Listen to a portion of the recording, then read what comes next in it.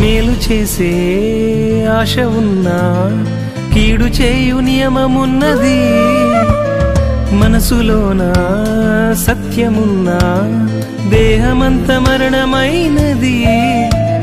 మార్పు చెందు మార్గము నూతన స్వభావము ఆత్మజన్మలోనే ఉన్నది. దేవుని ఆత్మతో నడుచుకో, దేహమే యాగము చేసుకో, సిలువలో మరణమే అందుకో, క్రీస్తులో జీవమే పొందుకో.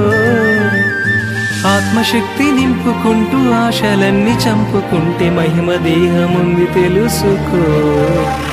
నిత్యం నీలో జరిగే యుద్ధం మదిని తెరిచి చూడవెందుకు, నీతో నీకే కలిగే వైరం నిన్ను నువ్వు అడుగవెందుకు.